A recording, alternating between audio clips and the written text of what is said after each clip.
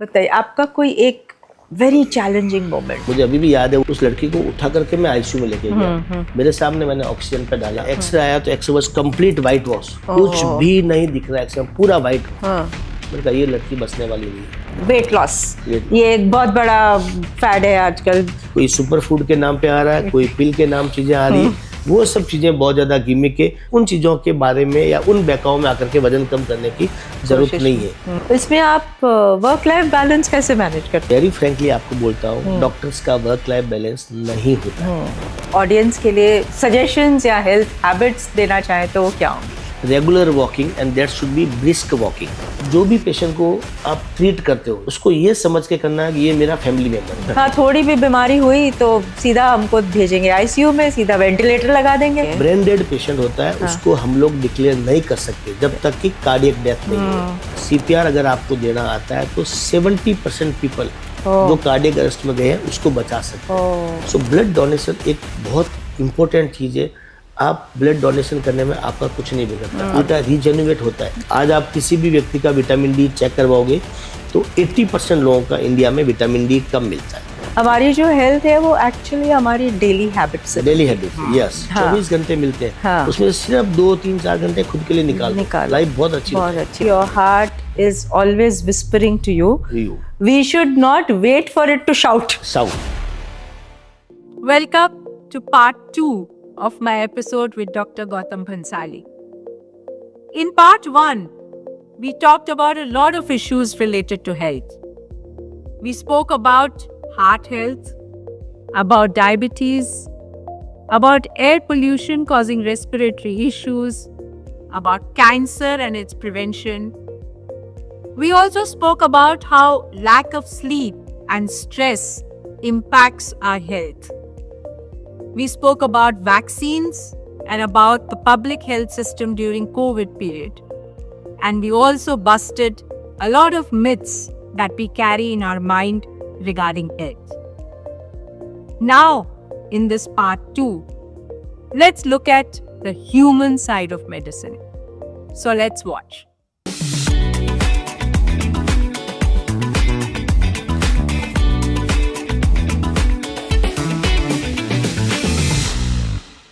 आपने ये सब इतनी अच्छी बातें कही, पर आजकल लोगों के दिमाग में दूसरे टाइप के डर रहते हैं। हॉस्पिटल जाते हैं तो वो लोग कि भाई हाँ, हम हॉस्पिटल जाएंगे किसी भी छोटी भी चीज के लिए तो पहले तो हमको पूछा जाएगा आपका मेडिक्लेम कितना है, और बस उस हिसाब से हमारा बिल बना देंगे।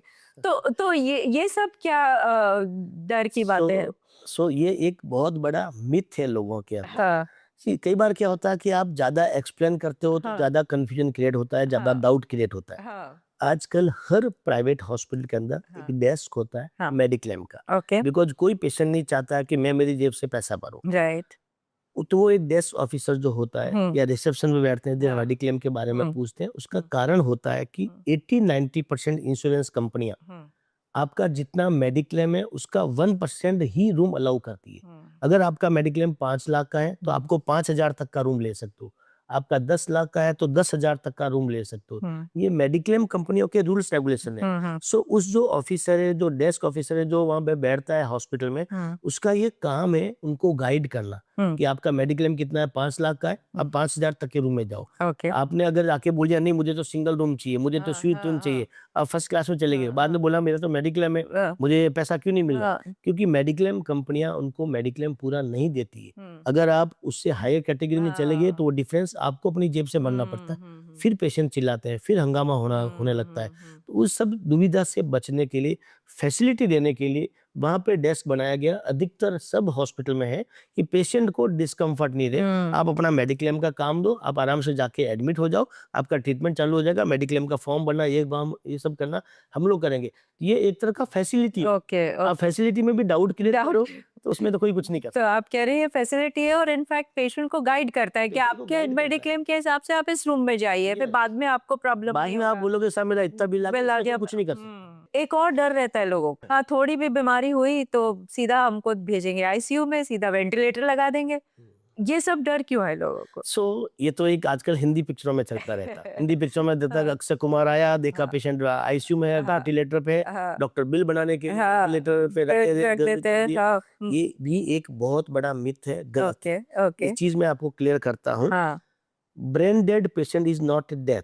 ओके, ब्रेन डेड पेशेंट होता है, उसको हम लोग डिक्लेयर नहीं कर सकते जब तक कि कार्डियक डेथ नहीं हो। काफी बार पेशेंट रोड ट्रैफिक एक्सीडेंट के पेशेंट आए, सीवियर हेमरेज के पेशेंट आए, बट उनका हार्ट चल रहा है, उनका किडनी फंक्शन कर रहा है, बाकी ऑर्गन काम कर रहे हैं। अब अनकॉन्शियस पेशेंट है, आप उसको आईसीयू में ही लोगे, नहीं तो एयरवे प्रोटेक्शन नहीं होगा, लंग्स में इन्फेक्शन होने के चांसेस रहते हैं, कुछ भी इन्फेक्शन हो सकता है। आईसीयू में लेकर के आपको वेंटिलेटर पर डालना ही है।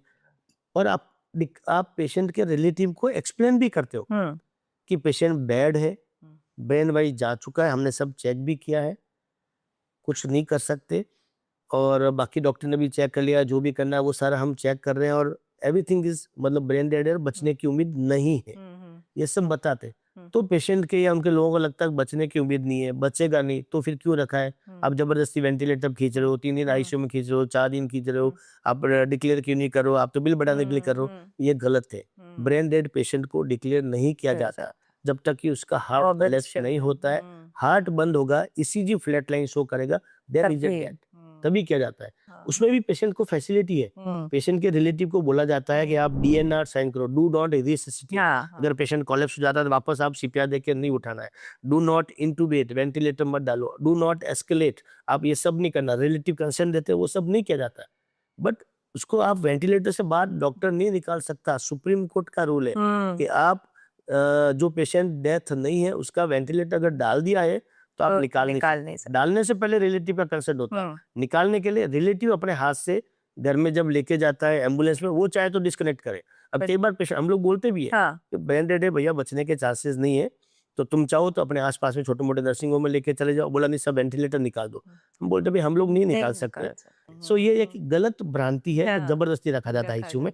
इसके बारे में थोड़ा सा लोगों को एजुकेट करने की जरूरत कि भाई अगर if it's only brain dead the person is living इसलिए इनफैक्ट ऐसे टाइम में हम लोग उल्टा मोटिवेट करते हैं, भैया आप ऑर्गन डोनेशन में जाइए, कितने लोगों की जान बचाएंगे। बट जब ऑर्गन डोनेशन की बात करते हैं तो पेशेंट रिलेटिव उखड़ जाते हैं, वो चिल्लाने लग जाते, साहब ये हम कैसे करेंगे, ये कैसे करेंगे, आप ऐसे क्या बात करो। अभी आए तो थोड़ा हल्का सा पैर हिल रहा था, हाथ हिल रहा था, अभी भी हमने देखा हाथ हिल रहा है, वो वेंटिलेटर की वजह से चल रहा है, वो नहीं है पेशेंट। सो काफी मिथ है। तो ये सब मिथ्स तो हॉस्पिटल्स के बारे में है, बट लोग अपने अंदर भी हैबिट्स में भी कितनी मिथ्स रखते हैं अभी, ये सब, और फैड्स रखते हैं। अब ये सब वेट लॉस, ये एक बहुत बड़ा फैड है आजकल। जैसे आपने कहा कि weight loss does not mean fitness, but लोगों को वेट लॉस चाहिए, और वेट लॉस के लिए सब तरह के पिल्स, इंजेक्शंस, ये मुंजारो खा लो, ये खा लो, वो खा लो, वो सब क्या है उसके बारे में बताइए।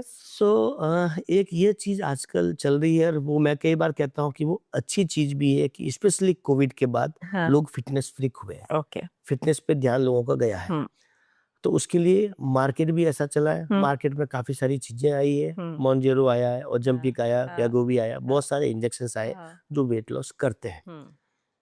मेरा ये मानना, ये मेरा पर्सनल ओपिनियन है कि जो भी ये इंजेक्शंस आए हैं वो गलत नहीं है, वो सही है। बिकॉज ये जितने भी मेडिसिन है, this is the biology, this is the medicine, this is the US FDA approved, हमारे यहाँ के एफडीए ने अप्रूव किया है, this is a medical science.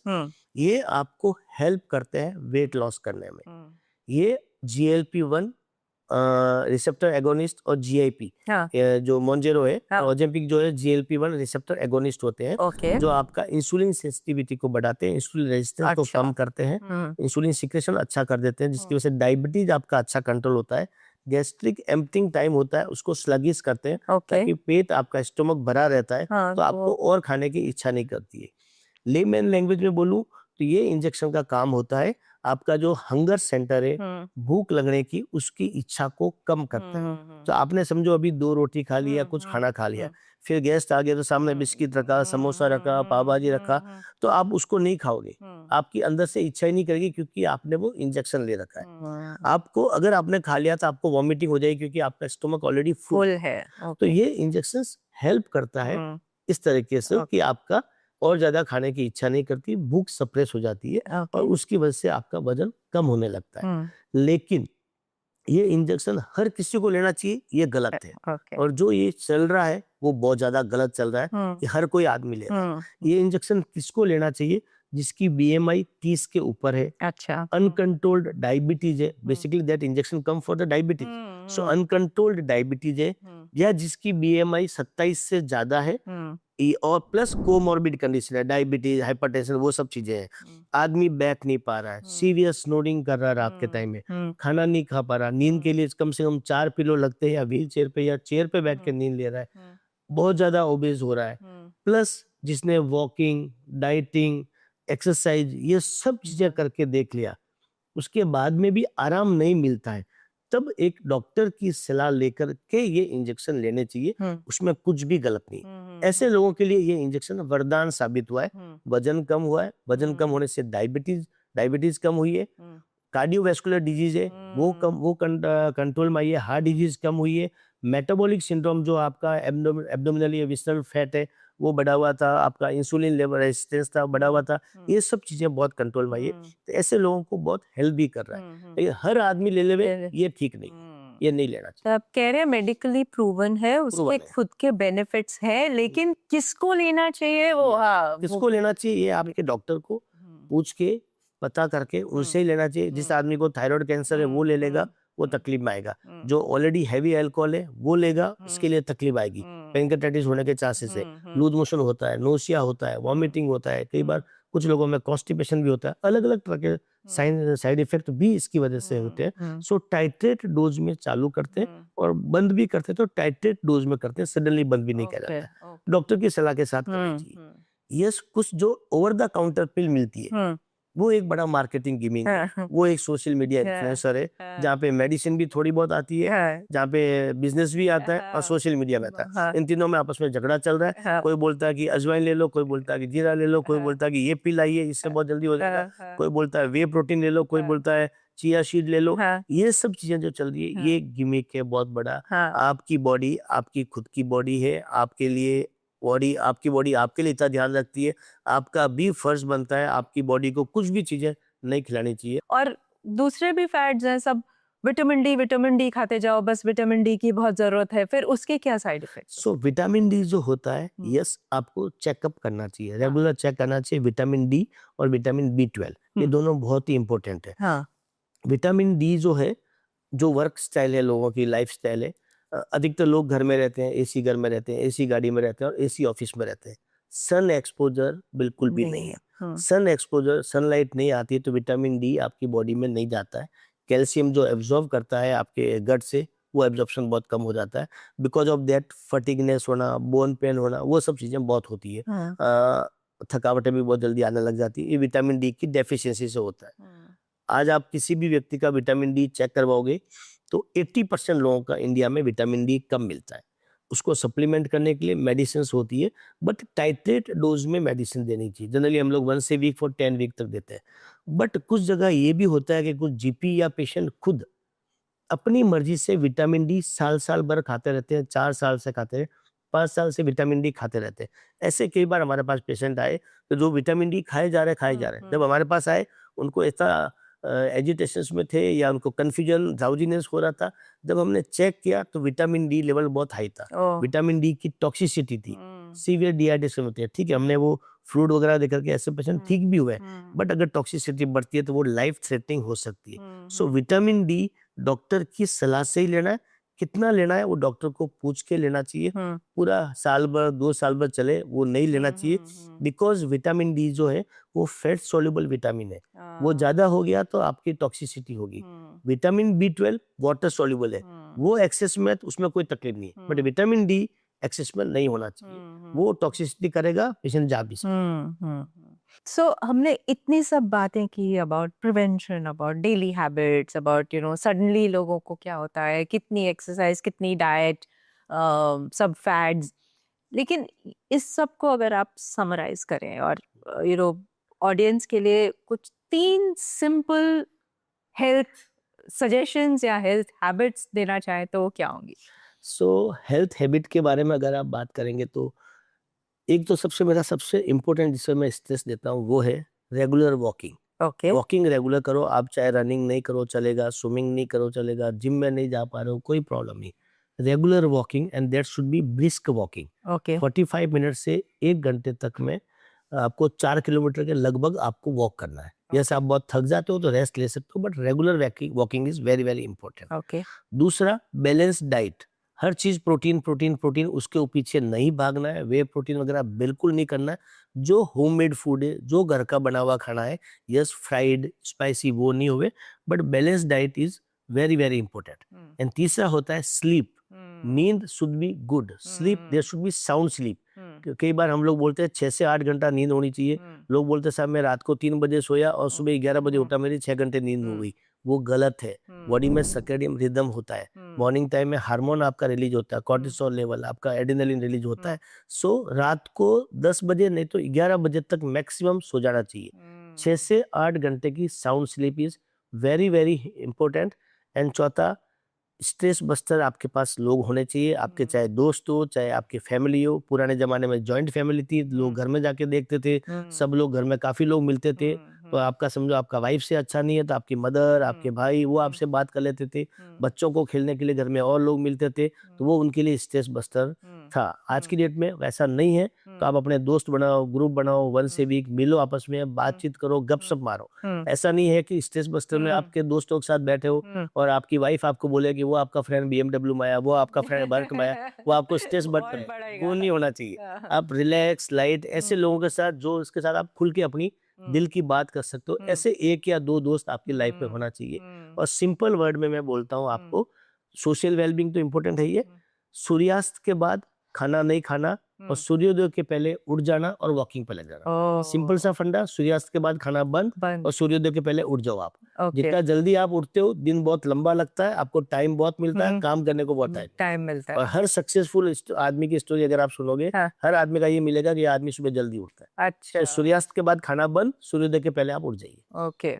And regular walking कीजिए, brisk walking, healthy balance diet खाइए, sleep that is very important, and stress busters. Stress buster, ये सब चीजें बहुत ज्यादा इंपॉर्टेंट। आप देखोगे लाइफ इतनी ब्यूटीफुल हो जाएगी, जो ऑलरेडी है और ज्यादा ब्यूटीफुल और ज्यादा अच्छी लगने लगेगी। इतनी अच्छी बात आपने कही लाइफ ब्यूटीफुल होने की। आई थिंक इसका जो फाउंडेशन है वो आपके एक्चुअली करियर पे जाता है। आप मतलब आई थिंक के जो डॉक्टर का एक प्रोफेशन है, मेरे ख्याल से तो बहुत ही नोबल प्रोफेशन है। Of course.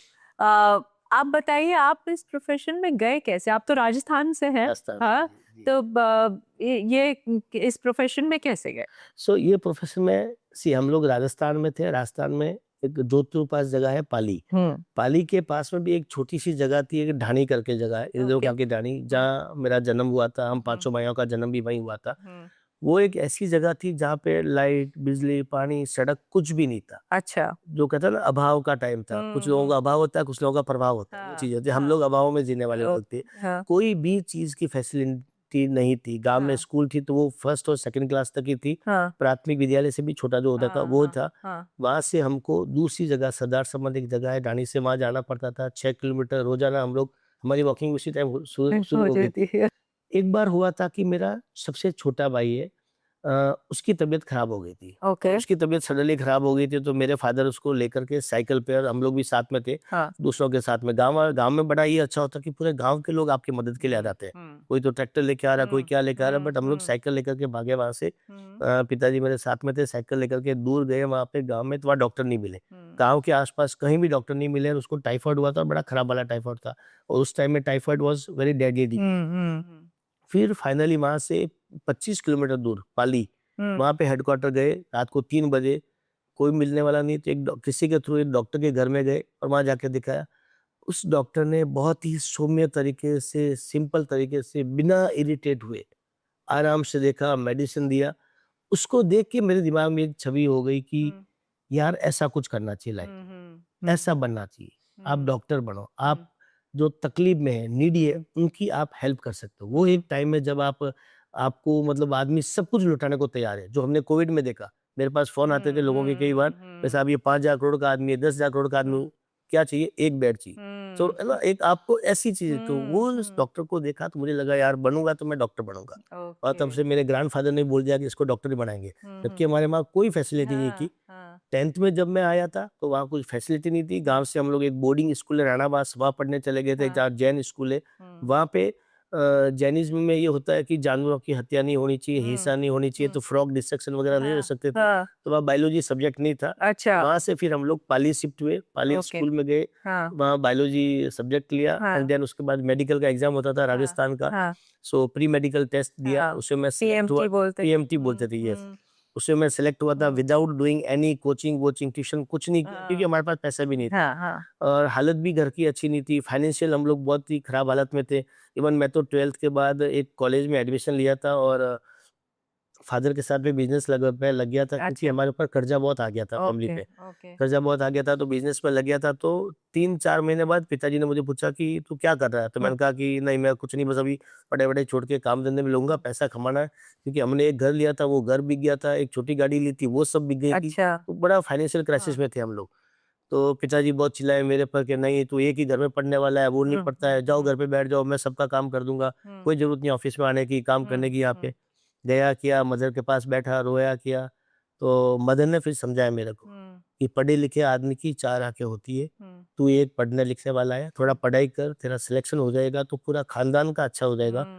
और मैं कहा पढ़ूंगा करूंगा, मुझे जयपुर जाके स्टडी करनी पड़ेगी, तो कुछ तो पैसा चाहिए, बिना पैसा मैं करूंगा क्या, आज हमारे पास घर में पैसा भी नहीं। मेरी मदर ने अपना जो वो कंदोरा पहनते हैं, वो बोला कि मैं इसको गिरवी रखती हूँ, पैसा दिया मुझे 20,000 रुपया और उससे जाकर के मैंने पढ़ाई शुरू की जयपुर में। रात दिन मेहनत की, मेडिकल में आ गया, सिलेक्ट हुआ और तब से मेरा एक सपना था। और मुझे लकीली जयपुर का जो राजस्थान का जो बेस्ट कॉलेज है, और यू कैन से इंडिया का best college, SMS medical college, Sawai Mansingh college Jaipur, जहाँ फाउंडेशन बहुत स्ट्रांग होता है, जहाँ लर्निंग इतनी बढ़िया है, जहाँ सीनियर जूनियर का कोऑर्डिनेशन इतना अच्छा है, उस एसएमएस कॉलेज में मुझे एडमिशन मिला, वहाँ मैंने काम किया। और वहाँ से तब से मेरा एक सपना था कि टॉप इंस्टीट्यूट में काम करूंगा। उसके बाद मुंबई आया। मुंबई हमारे लिए तो एक जस्ट सपना था। मुंबई हमारे लिए एक फॉरेन कंट्री कहलाती थी कि मुंबई मतलब फॉरेन है। वहाँ तो बड़े बड़े लोग होते हैं, फिल्म स्टार रहते हैं, बड़ी बड़ी बिल्डिंगें होती है। वो तो एक बड़ा एक अलग टाइप का सपना था जो लोग हमको आके बताते थे वहाँ पे।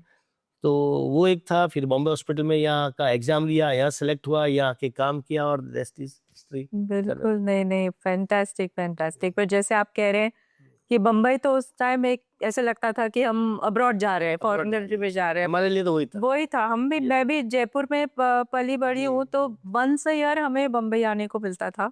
वो भी हम ट्रेन से आते थे, सवाई माधोपुर में ट्रेन चेंज करते थे। बट वो एक था कि हम बम्बई जा रहे हैं, फिर वापस आके सबको बम्बई की कहानियां सुनाते थे। एक साल वो कहानियां चलती थी कि बम्बई में ऐसा रहते हैं, जो चंद्रमा सड़क पे मिला काम को फेंकते भी थे लोग। तो इस प्रोफेशन में आने के बाद आप बताइए, आपका कोई एक वेरी चैलेंजिंग मोमेंट और एक वेरी सैटिस्फाइंग मोमेंट।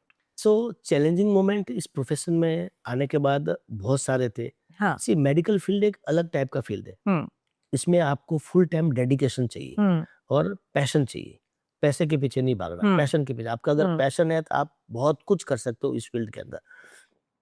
बहुत सारे केसेस ऐसे जो मरते हुए मौत के मुंह में गए बट बाहर निकाले।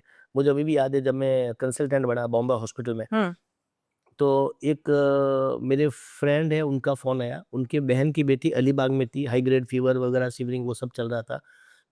उसका फोन आया सर कि मेरी बहन की बेटी है, वो आ रहे हैं, थोड़ा आपको उनको देखना है, कफ नहीं जा रहा, खांसी नहीं जा रही, बहुत दिनों से ट्राई कर रहे हैं। मैं कहा बुला लो। आए मेरे कैबिन में, चेक किया, देखा पूरा periphery cold, oxygen saturation check किया, ब्रीदिंग डिफिकल्टी हो रही, 43% ऑक्सीजन सैचुरेशन। फिर हाथ को गर्म करके मैंने 2-3 बार ट्राई किया, वापस चेक किया, अलग अलग फिंगर पर चेक किया, 43% ऑक्सीजन सैचुरेशन। मैंने कहा भैया ये तो लड़की जाएगी। उठा करके, मुझे अभी भी याद है वो सीन, मैं उस लड़की को उठा करके, 18-19 साल की होगी उस टाइम में, उस लड़की को उठा करके मैं आईसीयू में लेके गया। मेरे सामने मैंने ऑक्सीजन पे डाला, सेटल नहीं हुआ, बाईपैप पे डाला, नहीं सेटल हुआ, कॉल द फैमिली, रिलेटिव, सबको एक्सप्लेन किया, मगर she is not in good condition. X-ray करवाया मैंने इमीडिएटली, बाकी ब्लड टेस्ट वगैरह जो करना था। BP was lower side, 80/60 BP था।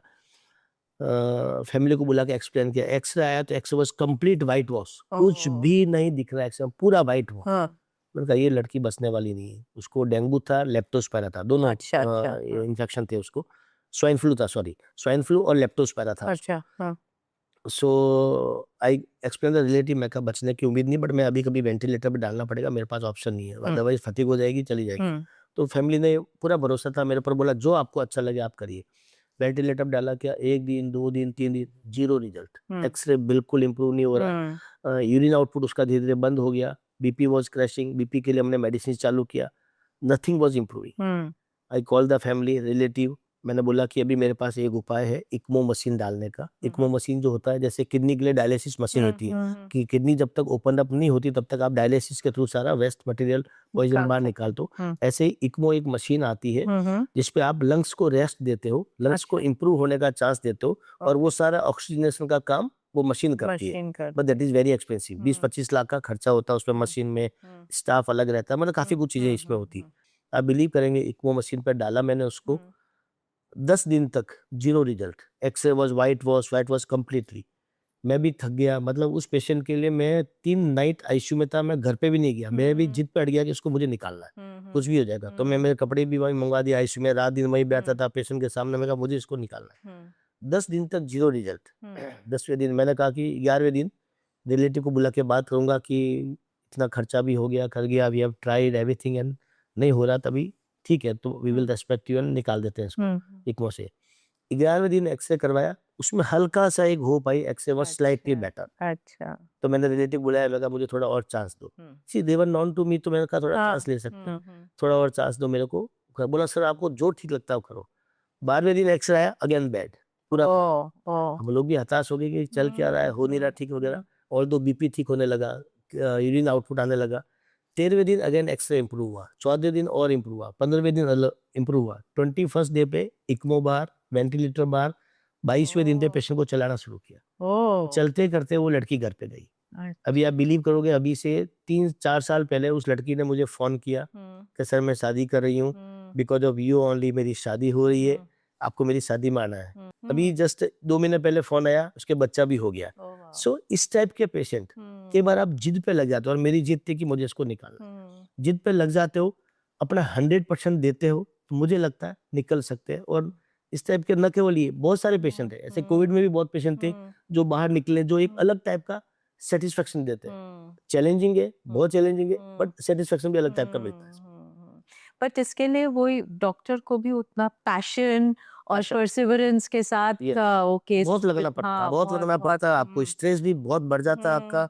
रिलेटिव क्या सोचेंगे कि हमारा बिल बढ़ रहा है, बट रिलीफ नहीं आ रहा, जो चीज बाद में होने वाली थी वो अभी हो गई, कोई फायदा नहीं हो रहा है। हमारे मतलब 50 चीजें हमारे दिमाग में चलती है, खुद की लाइफ आपकी खराब हो जाती है, आप घर नहीं जा पाते हो, आप खाना पीना नहीं खा पाते हो, पेशेंट का बीपी थोड़ा बहुत ऊपर नीचे होता है, आप ऊपर नीचे हो जाते हो, आपको पाल्पिटेशन होता है, आपका आईसीयू से फोन आता है, तो पहले आप डरते हो मेरा पेशेंट को कुछ हो नहीं गया, आप एक अटैचमेंट हो जाता है पेशेंट से, आपका एक ऑनरशिप हो जाता है कि ये मेरा पेशेंट है और मुझे इसको ठीक करना है। सो वो एक ऐसे काफी पेशेंट है जो इस तरह से निकले हैं, और कुछ पेशेंट ऐसे भी है जो नहीं भी निकले, तो वो भी एक बड़ा सैड मोमेंट रहा। जैसे मैं आपको सैड मोमेंट बताऊं, अभी की बात है ये, जब ये म्युनिसिपल कॉर्पोरेशन के इलेक्शन चल रहे थे, एक एमएलए है, उनके बेटे हैं, वो उसमें चुनाव में लड़ रहे थे, मेरे पास फोन आया कि डॉक्टर साहब मेरे को बहुत हाई ग्रेड फीवर हो रहा है। अच्छा। और मैं कहा यूरिन वगैरह आ रहा, बराबर बर्निंग तो नहीं है यूरिन में? बोला चिल्स के साथ फीवर हो रहा है।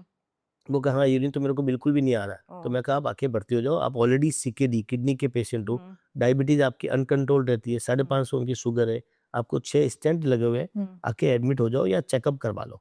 बोला डॉक्टर साहब मैं नहीं आ सकता, मेरे बच्चे का इलेक्शन चल रहा है, मुझे उसमें रहना जरूरी है, वो तो मेरा बेटा हार जाएगा, मुझे पूरा 100% देना है, आप किसी को भेजो और मेरे को जस्ट इंजेक्शन लगा दे बुखार का। मगर ऐसे नहीं कर सकते आप, एटलीस्ट कैजुअलिटी में आओ ना, हम देखेंगे। कैजुअलिटी में आए कि ये देखिए, उनको इंजेक्शन दिया फीवर कम करने का, उनको टेस्ट भी लिखे, बट उन्होंने कुछ नहीं किया, बिकॉज वो भी बहुत अच्छे आदमी, मेरे बहुत पुराने पेशेंट है वो, मतलब मेरे पे बड़ा भरोसा रखते हैं। 1 साल पहले भी वो भर्ती हुए थे, तब वो खराब कंडीशन में थे, बीपी कम था, कार्डियक अरेस्ट में थे, सीपीआर दिया, वेंटिलेटर डाला, उनको निकाला था। तो उनको ये उम्मीद थी कि इस बार भी कुछ होगा तो ये संभाल लेंगे। 3 दिन बाद फिर फोन आया, डॉक्टर साहब मेरे को बुखार अभी भी आ रहा कर रहा है, मेरा ये मेडिसिन वगैरह थोड़ा और दे दो। मतलब कैजुअलिटी में आओ, आप भर्ती हो जाओ, आपको 4 दिन से यूरिन नहीं आ रहा, आप तकलीफ में आ जाओगे, बचोगे नहीं, फिर मैं कुछ नहीं कर पाऊंगा। बोला 2 दिन की बात और है, और मैं कहा साहब 2 दिन नहीं मिलेगा, आप इतना समझाया उनको, नहीं आए वो। फिर जब उनका वो म्युनिसिपल कॉर्पोरेशन का इलेक्शन खत्म हुआ 15 तारीख, उसी दिन शाम को 2 लोग उनको उठा करके लेकर आए। आई पर्सनली चेक दी, BP was 60/40, saturation was 80, immediately लेके गया आईसीयू में, ड्राउजी पूरे, वेंटिलेटर पे डालना पड़ा, urine output was nil, given all inotrope support medicine वगैरह, वैसोप्रेसिन, नॉर्डोनिल चालू करके बीपी ऊपर लेके आया, डायलिसिस चालू किया, was in severe acidosis, X ray किया, बेड, पूरा एआरडीएस, 2 दिन, 1 दिन भी निकाल नहीं पाए, 1-2 दिन भी निकाल नहीं पाए, was gone. We tried a lot but he was gone. But just जैसे वो हिंदी पिक्चर में डायलॉग आता है कि आपने आने में देरी कर दी, it was a typical case. अगर वो 3 दिन पहले भी आते तो बच सकते थे। सो बड़ा खराब भी लगता है मन में कि आपका पहचानता हुआ पेशेंट, शायद आपने उनको ढंग से कन्विंस नहीं किया इसलिए वो नहीं आ पाए। कई बार खुद को गिल्ट फील होने लगता है कि ये पेशेंट बचने लायक था, थोड़ा सा सावधान रहता बच सकता था, एज भी कोई इतनी बड़ी नहीं थी कि वो बच नहीं सकता था।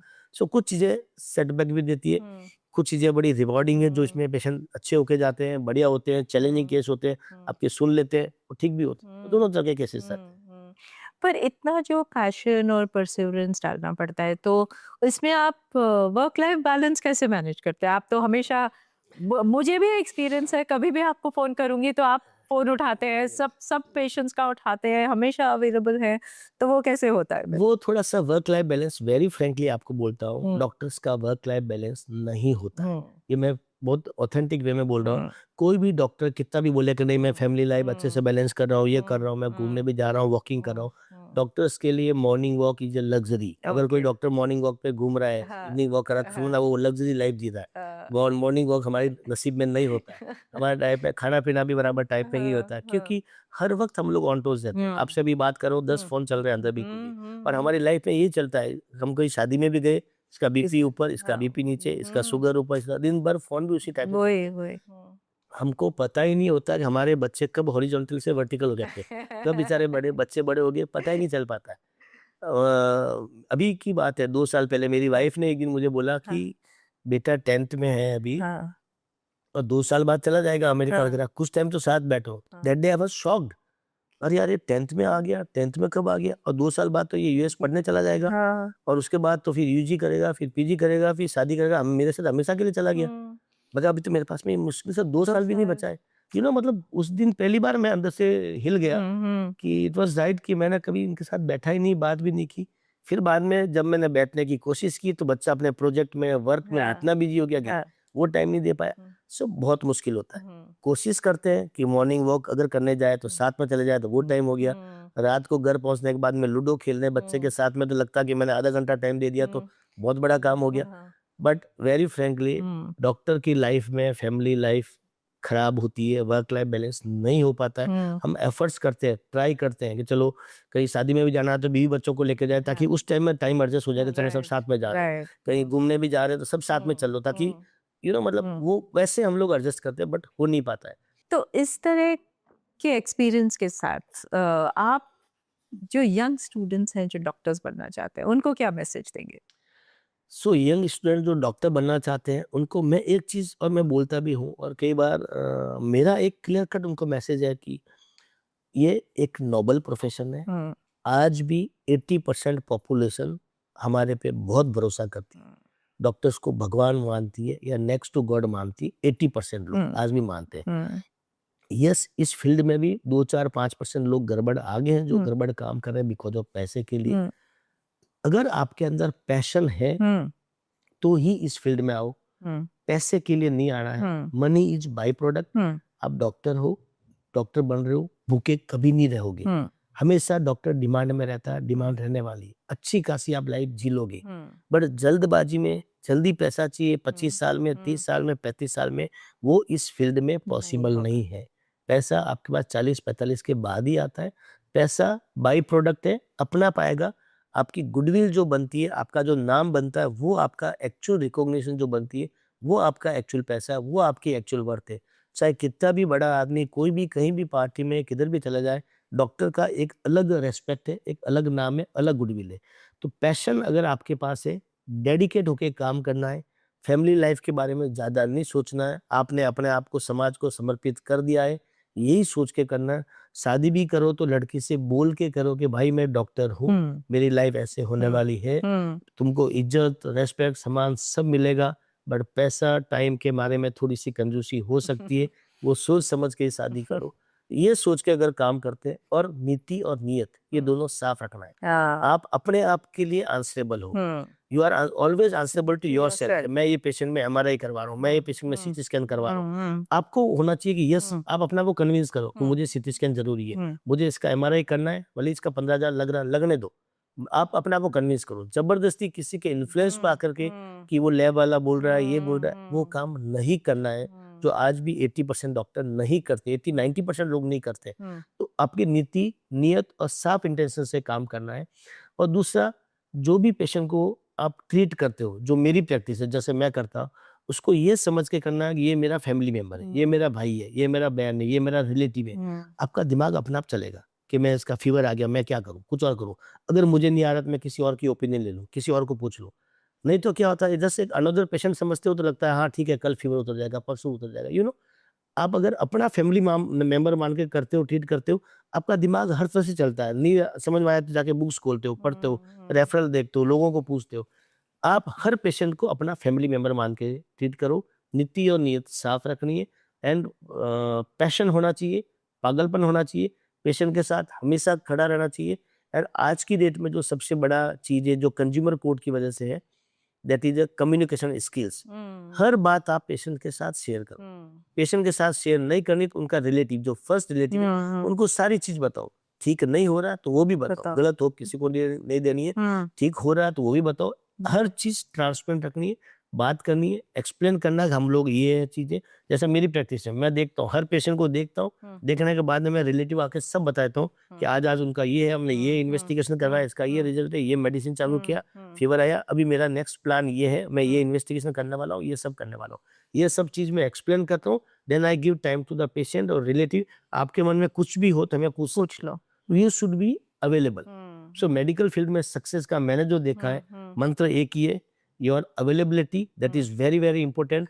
कोई चाहे कितना भी बड़ा गोल्ड मेडलिस्ट है, वो अच्छा डॉक्टर नहीं है। अच्छा डॉक्टर वो है जो टाइम पे अवेलेबल। हार्ट अटैक आया रात को 2 बजे, आप अवेलेबल नहीं हो, आपका गोल्ड मेडल क्या काम। So your availability, your accessibility. लोग आपको 2 बजे भी फोन करें, 4 बजे भी फोन करें, किसी को मजा नहीं आता डॉक्टर को परेशान करना। वो नीडी है, उनको जरूरत है, इसलिए आपको फोन करें, आप एक्सेसिबल रहो उनके लिए। And your affordability, that is again very very important. हर आदमी के लिए पैसा बहुत कीमती होता है, हर आदमी मेहनत से कमाता है, हर आदमी चाहता है कि हेल्थ पे करे, खर्चा करे, बट जेन्युइनली खर्च करे।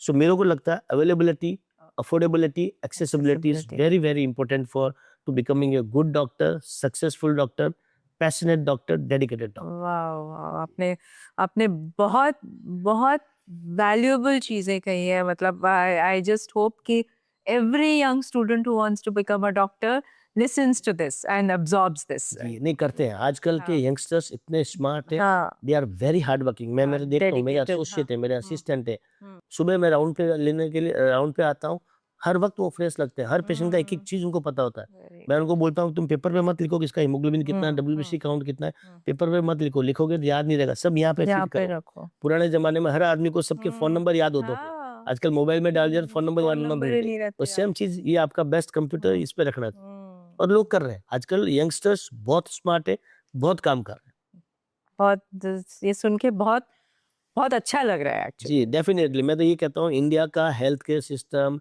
हेल्थ केयर इंफ्रास्ट्रक्चर बहुत ब्राइट है, फ्यूचर बहुत अच्छा है।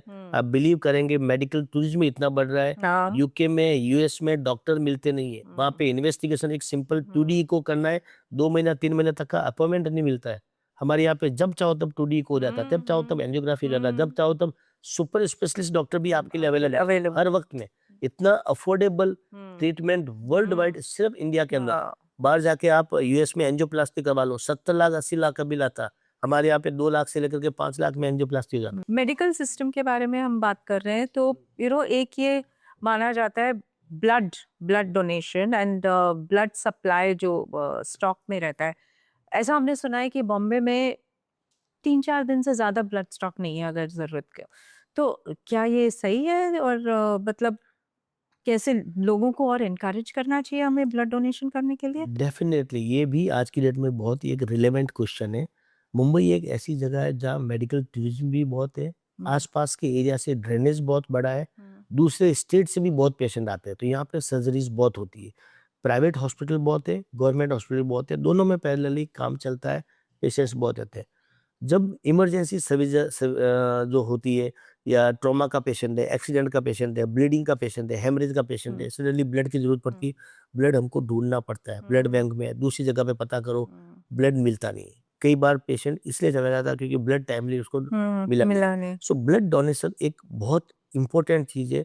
आप ब्लड डोनेशन करने में आपका कुछ नहीं बिगड़ता, आपकी बॉडी वापस ब्लड बना लेती है, कुछ लॉस आपकी बॉडी में होता नहीं है, उल्टा रीजेनरेट होता है, आपको हमेशा फ्रेश फील होता है, यू फील यंगर अगर आप ब्लड डोनेशन करते हो। So blood donation is very very important. Mumbai में यस ब्लड डोनेशन ड्राइव भी बहुत चलते हैं, बिकॉज हमारे पास में 3-4 दिन का स्टॉक रहता है और अधिकतर पेशेंट में फ्रेश ब्लड की हमको बहुत जरूरत पड़ती है। जैसे बाईपास वगैरह करना है, उसमें फ्रेश ब्लड मतलब 2-3 दिन पहले का ब्लड हो, तो that is very important. Family member का हम लोग उसमें कई बार नहीं ले पाते हैं क्योंकि ऑटोइम्यून डिजीज होने का चांस होता है। सो दूसरों का blood is very very important. So लोगों को ब्लड डोनेशन ड्राइव करना चाहिए, भर भर के इसमें हिस्सा लेना चाहिए, आगे आना चाहिए। और ब्लड डोनेशन, ब्लड जो आता है उसका ब्लड प्रोडक्ट होता है प्लेटलेट। जब लेप्टोस्पायरा, डेंगू, मलेरिया वो सी बीमारी होती है, जब आपको प्लेटलेट की जरूरत पड़ती है, आप ब्लड दोगे तभी प्लेटलेट निकलेगा, तभी आपका प्लाज्मा निकलेगा। So this is very very important thing. Everybody should do blood donation. साल में 2 बार कम से कम ब्लड डोनेशन हर आदमी को करना चाहिए। इसको भी एक अपनी हैबिट बनानी चाहिए। डॉक्टर, मेरा ये बिलीफ है कि अब हमारी जो लाइफ है अनस्क्रिप्टेड है और एक्चुअली डॉक्टर से ज्यादा ये कौन समझ सकता है। जैसे आपने कहा कि कभी तो लगता है कि ये लाइफ एंड हो रही है और वो इंसान एकदम ठीक चल रहा है, और कभी तो लगता है कि देखते देखते वो पेशेंट हाथ से चला गया। तो हमारी जो लाइफ है एकदम अनस्क्रिप्टेड है। कभी कभी कुछ ऐसे मोड़ आते हैं कि कभी हमने एक्सपेक्ट नहीं किए थे, लेकिन आते हैं तो बहुत हमारी लाइफ को चेंज कर देते हैं। तो आपकी लाइफ में कोई ऐसा स्पेशल मोड़? ऐसे मोड अगर पेशेंट के पर्सपेक्टिव से देखे जाए तो बहुत सारे मोड रहे। ऐसे अनएक्सपेक्टेड पेशेंट रहे मेरे पास में कि जो लगता था कि ये ठीक नहीं हो सकता है। सो एक अनएक्सपेक्टेड मोमेंट जो मुझे याद आ रहा है, जिसने बहुत कुछ चेंजेस लाया और मेरे को भी बहुत बड़ा एक झटका दिया या कुछ करने के लिए प्रेरित किया उसको, कि मेरा एक फ्रेंड है, उसकी वाइफ के साथ वो रहता है गोरेगांव के अंदर। उसकी साली जयपुर रहती है। वो साली अपनी बहन से मिलने के लिए यहाँ पे आई, मतलब दोनों बहनें मिली, रात भर दोनों साथ में थे, गपशप मार रहे थे, सो गए। रात को 2 बजे वो उठी, बोली थोड़ा सा चेस्ट में अनइजीनेस हो। उनको लगा कि शायद एसिडिटी गैस होगा, तो एक एंटासिड दवाई दे दी, बोला सो जाओ, तो सो गई वापस। फिर 1 घंटे बाद वापस थोड़ा डिस्कम्फर्ट हुआ, फिर अगेन एंटासिड लिया, पानी पिया, देन वो आकर के सो गई। उसके बाद 5 बजे लगभग उसने उसको उठाया, वो उठी नहीं, शी वॉज गॉन। तो इमीडिएटली उन्होंने क्या किया, वहाँ पे डॉक्टर को फोन किया, नर्स को फोन किया, उसके मुंह पे पानी डाल रहे, छिड़क रहे, इधर से उधर हिला रहे, कर रहे। गाड़ी मंगवाया, ड्राइवर नहीं था तो ओला उबर को मंगवा करके उसको हॉस्पिटल लेके गए। वहाँ गए, तब तक डॉक्टर ने बोला कि ब्रॉड डेथ है, कुछ कर नहीं सकते। उस इंसिडेंस को जब मुझे इसने बताया, she was just 38 year young female. मैंने उसको बताया, मैं कहा यार तूने सीपीआर देना क्यों नहीं सीखा? You should learn CPR, how to give it. अगर तू सीपीआर देना सीख लेता तो तेरी अगर आज साली है वो जिंदा बच जाती। सीपीआर एक उस मोमेंट ने मुझे फिर उसी टाइम ये सिखाया था, आज के 11 साल पहले की ये घटना थी। उसने मुझे सिखाया कि काफी लोग आज भी आप देखेंगे कि 2 से 3 लाख के लगभग लोग हर महीना कार्डियक अरेस्ट की वजह से जा रहे हैं। जस्ट बाई स्टैंडर्ड जो होता है, पास में लोग देखते हैं या वीडियो बनाते हैं, रील बनाते हैं, सीपीआर नहीं देते। हमने वो पहल करी और हमने एक फाउंडेशन बनाया, डॉक्टर गौतम बंसाली गोल्डन अवर फाउंडेशन। उस फाउंडेशन के अंदर मैंने और मेरी वाइफ ने ये प्लान किया था कि हम लोग हर महीने का 10-10 हजार रुपया डालेंगे, किसी से पैसा लेने की जरूरत नहीं, और सीपीआर की ट्रेनिंग देंगे। मैंने आज की डेट में कम से कम 2-2.5 हजार के ऊपर कैंप कर चुका हूँ। हमने एक बड़ा अच्छा वीडियो भी बनाया सीपीआर के बारे में, कि कैसे सीपीआर देना है, किसको सीपीआर देना है और कैसे देना है। लोगों के अंदर एक अलग भ्रांति रहती है कि नहीं ये तो डॉक्टर का काम है, डॉक्टर ही देगा सीपीआर, जबकि बहुत ही सिंपल प्रोसीजर। जो पेशेंट को कार्डियक अरेस्ट है, जो पेशेंट सांस नहीं ले रहा है, जो पेशेंट रेस्पॉन्ड नहीं कर रहा है, उसको आपको सीपीआर देना है या हाथ से दबा के देना है। आप सीपीआर अगर आपको देना आता है तो 70% पीपल जो कार्डियक अरेस्ट में गए हैं उसको बचा सकते हैं। जैसे वेस्टर्न वर्ल्ड के अंदर स्कूल के बच्चों को सीपीआर देना सिखाता है, ऐसे हमारे यहाँ पर भी सीपीआर देना सिखाना चाहिए। हर स्कूल के अंदर, हर कॉलेज के अंदर हर आदमी को बेसिक ट्रेनिंग होनी चाहिए सीपीआर की। तो उसके ऊपर हमारा फाउंडेशन बहुत काम कर रहा है। हम लोग सीपीआर ट्रेनिंग दे रहे हैं स्कूल में, कॉलेज में, वो वीडियो भी सब जगह जा रहे हैं। बच्चन साहब ने उसको ट्वीट किया, सलमान खान ने उसको अपने इंस्टाग्राम पे डाला उस वीडियो के अंदर, तो मैं भी अपील करूंगा आपके लोगों के थ्रू कि वो गोल्डन अवर फाउंडेशन का जो CPR 2 सॉन्ग है उस गाने को देखे, और कैसे बहुत ही सिंपल आपकी भाषा में सिखाया गया कि CPR कैसे देना है, कब देना है और किसको देना है। वो एक बहुत बड़ा चेंजिंग और टर्निंग पॉइंट होगा, हर आदमी सिंपली सीख सकता है। और इतना इम्पोर्टेंट टर्निंग पॉइंट है कि आप कह रहे हैं कि वो सब लोग सोचते हैं डॉक्टर देगा CPR, लेकिन आप कह रहे हैं कि कोई भी दे सकता कोई है, भी दे सकता और टाइमली देना बहुत इम्पोर्टेंट है। डॉक्टर का आपने शुरू के अगर 4-5 मिनट में CPR दे दिया तो वो पेशेंट बचेगा, नहीं तो फिर ब्रेन डेड हो जाएगा, आप कुछ कर नहीं पाओगे।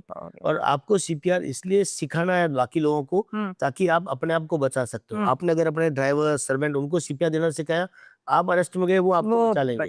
तो CPR is very very important to protect और to save patient from this deadly disease जो इजीली प्रिवेंटेबल। हमने इतनी सब बातें की हेल्थ के बारे में, अब मैं लास्ट सेक्शन में जाऊंगी मेरे शो का, जो है इम्प्रॉम्प्टू राउंड। ओके, मैं आपसे शॉर्ट क्वेश्चंस पूछूंगी, आप शॉर्ट आंसर्स दीजिए जो आपके मन में या दिमाग में सबसे पहले आता है। तो वन हैबिट, कोई भी एक हैबिट जो लोगों को फॉलो करनी चाहिए, which can save lives more than any medicine. I feel walking, morning walk and muscle strengthening, that is very very important. Morning walk time नहीं मिलता तो इवनिंग वॉक करो, but brisk walking is very very important. With that you can save many life, with that medicine से आप दूर रह सकते हो। अच्छा, okay. And one daily habit which people should give up. So sleep should be sound sleep. आज की date में सबसे बड़ा प्रॉब्लम होता है जो क्रोनिक डिस्टर्ब्ड स्लीप रहती है, लोग सोते नहीं बराबर। अगर आपकी स्लीप बराबर है, आपका डायबिटीज कंट्रोल रहेगा, आपका कार्डियोवास्कुलर सिस्टम बराबर काम करेगा, आपका मेटाबॉलिक सिस्टम बराबर काम करेगा। So sleep should be good, it should be 6 to 8 hours sound sleep. और जैसा आपने कहा, स्लीप में एक तो 6 to 8 आवर्स होना चाहिए, एक उसका टाइमिंग भी सही होना चाहिए। ऐसा नहीं कि 3 बजे सो के और सुबह 11 बजे उठ रहे हैं। वो आपको रात को 10 बजे या मैक्सिमम 11 बजे आप सो जाइए। One warning sign of the body that people should not ignore. I feel the most important is chest discomfort, and especially if that is with the exertion. So chest discomfort आपको होता है, immediately doctor को दिखाइए। बाकी चीजें होगी उसमें आपको टाइम मिल जाता है, चेस्ट डिस्कम्फर्ट में आपको टाइम खराब नहीं करना है, उसमें आप बच सकते हो। ट्रीटमेंट अवेलेबल है हर जगह पर। क्या कोई एक भी ऐसा फूड है जिसको आप सुपर फूड कहेंगे? सो सुपर फूड की बात करें तो ऐसा कोई एक फूड नहीं है, बट अगर वेजिटेरियन बात किया जाए तो yes, paneer chilla with leafy vegetable, that is very very good. और नॉन वेज लोगों के लिए egg is the super food. अच्छा, उसमें सारी चीजें होती है, प्रोटीन भी है, कार्ब भी है, फैट भी, सब कुछ आपको मिल जाएगा। लेकिन उसमें भी कहते हैं योक नहीं खाना चाहिए, व्हाइट खाना चाहिए। व्हाइट खाना चाहिए, यस। योक खाने से फैट बढ़ने के चांसेस ज्यादा रहता है, so white egg is always better. Okay. Sugar और stress, what is worse? So worse is stress.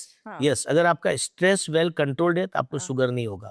Stress आपका अगर बराबर नहीं है, सी नॉर्मल स्ट्रेस है वो, that is okay. Normal stress है, टेम्पररी स्ट्रेस है, दैट इज नॉर्मल। वो उल्टा कई बार आपको हेल्प भी करता है टेम्पररी स्ट्रेस। बट क्रॉनिक लंबे टाइम तक अगर आप स्ट्रेस में हो, उसकी वजह से आपकी स्लीप खराब हो रही है, उसकी वजह से आपकी ओबेसिटी बढ़ रही है, उसकी वजह से आपको भूख लग रही है और आप कुछ भी शुगर वगैरह फूड खाते हो, डायबिटीज बढ़ती है, इंसुलिन रेजिस्टेंस लेवल बढ़ने लग जाता है। So stress is the worst thing, that should not happen. What worries you most about how we approach health today? So आज की डेट में हेल्थ को जो अप्रोच है वो थोड़ा सा मुझे गड़बड़ लगता है। गड़बड़ ये लगता है कि हर आदमी जो सोशल मीडिया पे चल रहा है, वायरल ट्रेंड चल रहा है, उससे जल्दी इन्फ्लुएंस होकर के चीज कर लेते हैं, या लगता है कि कौन मॉर्निंग वॉक करे, कौन इवनिंग करे, क्या ये करना है, जब देखो तब हो जाएगा। या कभी शाहरुख खान को फॉलो करते हैं कि सोने की जरूरत क्या है, रेस्टलेस होना चाहिए आदमी को, काम करते रहना चाहिए जब तक आप सक्सेस अचीव नहीं कर लो। वो चीजें से ज्यादा इन्फ्लुएंस नहीं होना चाहिए। या कई बार लगता है कि वे प्रोटीन खा लिया और उसकी वजह से बस वो अनदर मेरा है, मैं ठीक हो जाऊंगा। I think discipline is very very important in your life, and morning walk exercise, that is very very important, उसको नेग्लेक्ट नहीं करना चाहिए। ये मुझे लिए सबसे बड़ी वरिंग पॉइंट है जो यंगस्टर्स में चल रहा है, कि बहुत जल्दी इन्फ्लुएंस होकर के रात दिन काम पे लगे हैं, रात दिन अपना स्लीप लीप सब डिस्टर्ब कर रहे हैं, टेस्ट नहीं करवाते, इग्नोर करवाते हैं, एंड सबको दिमाग में ये रहता है कि मुझे कुछ नहीं होगा, मैं फिट हूँ, मैं ठीक हूँ, आई एम एब्सोल्युटली फाइन, जो होगा पड़ोसी को होगा या किसी और को। That is very worrisome. What makes you most optimistic healthcare के बारे में? What is? So health care के बारे में एक जो चीज अच्छी आज की डेट में चल रही है कि मेडिकल साइंस इतना अच्छा एडवांस हो गया है कि आपको हर चीज, जैसे मेटाबॉलिक डिजीज है तो उसके ट्रीटमेंट अवेलेबल है, कार्डियोवास्कुलर डिजीज है तो उसकी इमीडिएटली ट्रीटमेंट अवेलेबल है। पहले के जमाने में एंजियोग्राफी के लिए राजस्थान से सारे पेशेंट बॉम्बे आते थे, कहीं पे एंजियोग्राफी नहीं होती थी, कैथ लैब नहीं थी। आज हर गली नुक्कड़ पे कैथ लैब खुल गई जहाँ एंजियोग्राफी होती है। मतलब हर तरह के टेस्ट होते हैं, छोटी छोटी जगह में टेस्ट होने लग गए। नॉट ओनली मुंबई, गाँवों के अंदर भी टेस्ट वगैरह हो गए, सीटी स्कैन, एमआरआई वो सब खुल गए। अर्ली डायग्नोस्टिक टेस्ट वो बहुत जल्दी होने लगे। एंड एक जो अच्छी चीज मुझे लगती है आजकल के यंगर जनरेशन के अंदर, they ask very smart questions, whether they are influenced by the Google or AI, whatever, but they ask very smart questions. They are aware about the health, they are aware about the disease, जो उसको देख करके मुझे लगता है कि future बहुत अच्छा है हिंदुस्तान का, as far as health care is concerned, as far as younger generation is concerned. And what about use of technology overall? Technology, yes, technology is just like a helping hand for you. This is just like a assistant. See, आपका क्या होता है कि आज आपका कोई भी patient आता है, उसका सीटी स्कैन करवाए, एमआरआई करवाए, एआई में डाल दीजिए, बहुत अच्छा रिपोर्ट मिलेगा। लेकिन हमारे यहाँ पे हम लोग जनरली रिपोर्ट को ट्रीट नहीं करते, हम लोग पेशेंट को ट्रीट करते हैं। ये गलत कंसेप्ट है कि काफी बार मेरे पास पेशेंट आते हैं, तकलीफ क्या, सब कुछ तकलीफ नहीं है, तो क्यों आए सर, ये रिपोर्ट है, थोड़ा इसमें ये पैरामीटर गड़बड़ है, ये गड़बड़ है। जब मैं उनकी डिटेल हिस्ट्री लेता हूँ तब मालूम पड़ता है कि उनका खाने पीने का हिसाब बराबर नहीं, उनकी स्लीप बराबर नहीं, उनको डायबिटीज लेवल हो रखा है, उनकी फैमिली हिस्ट्री बहुत स्ट्रांग है, बट पेशेंट भी इग्नोर करता है। वो सिर्फ रिपोर्ट देख के रिपोर्ट ट्रीट करवाने के लिए आता है। डॉक्टर के पास अभी आजकल थोड़ा टाइम कम रहा है तो बेसिकली हिस्ट्री नहीं लेते, हम लोग डायग्नोस करते हैं। 80% डायग्नोस होता है हमारा, 80% उसकी हिस्ट्री के बेस पे, बाकी 20% रिपोर्ट, एआई वो सब हेल्प करता है। So history is very very important for the patients. So that's why technology can only be an assistant. Assistant, जैसे मेरे पास मेरा एसोसिएट है, मेरे पास आईसीयू का डॉक्टर है, वो असिस्टेंट है, कोई सेंट्रल लाइन डाल रहा है, कोई वेंटिलेटर डाल रहा है, that way they are helping. But 100% मैं उनके ऊपर छोड़ दूं, that I can not do that. I have to control, I have to check properly, I have to observe कि things should go proper. Last question. One health promise that everybody should make to themselves. I think मेरा तो tagline है इसमें कि सूर्यास्त के बाद खाना नहीं खाना और सूर्योदय से पहले उठो और मॉर्निंग वॉक पे। That is the best tagline. इसको अगर आप फॉलो कर लोगे, लाइफ बहुत खूबसूरत हो जाएगी, जो है भी और ज्यादा खूबसूरत हो जाएगी। On that note, doctor, really thank you for sharing your insights. सच्ची आज जो आपने बताया, उससे ऐसा लगता है कि हमारी जो हेल्थ है, हम हमेशा मेडिसिन, डॉक्टर्स, हॉस्पिटल्स उसके बारे में सोचते हैं जब भी हेल्थ के बारे में सोचते हैं, बट हमारी जो हेल्थ है वो एक्चुअली हमारी डेली हैबिट्स है। Daily habits, yes, your health. अगर आप ओवरऑल चेक करो तो योर हैबिट्स, डेली की आपका रूटीन, डेली का हैबिट 24 घंटे मिलते हैं, उसमें सिर्फ 2, 3, 4 घंटे खुद के लिए निकाल, लाइफ बहुत अच्छी हो जाएगी। यही हम लोग गलती करते हैं, हम लोग खुद के लिए नहीं निकालते। हमें लगता है कि बहुत लंबी लाइफ है, बाद में देखेंगे, बाद में कुछ नहीं होता है, जब टाइम मिले तब कर लो। That is the best thing. बस जैसे वही लिसनर्स के लिए ये इम्पोर्टेंट है कि आप स्ट्रेस को नॉर्मलाइज मत करते जाइए, स्लीप को सैक्रिफाइस मत कीजिए, बस और जो आपका डाइट है, फैट्स के बदले आप अपना रेगुलर घर का खाना खाइए, वॉकिंग पे जाइए, बस these are the things. And don't ignore the signals what your body is. जैसे आपकी बॉडी को सिग्नल मिलता है, हर आदमी को मिलता है। आपका ऐसा कोई भी आदमी मरता है, उसके पहले उसके पास सिग्नल आते हैं, ये होने वाला है, ऐसा होने वाला, फटाफट चेकअप करो। पर आदमी इग्नोर करता है कि नहीं कल देखेंगे, आज बिजी हूँ, चलो 2 दिन बाद कर लेते हैं, अभी शादी निपटा देता हूँ, अभी ये कर लेता हूँ, उसमें आदमी फंसा, वो चीजें नहीं करनी। So your mind, your body, your heart is always whispering to you. We should not wait for it to shout. Yes, exactly, that is the correct word. Yes, that is correct word. Thank you so much. Thank you. Thank you.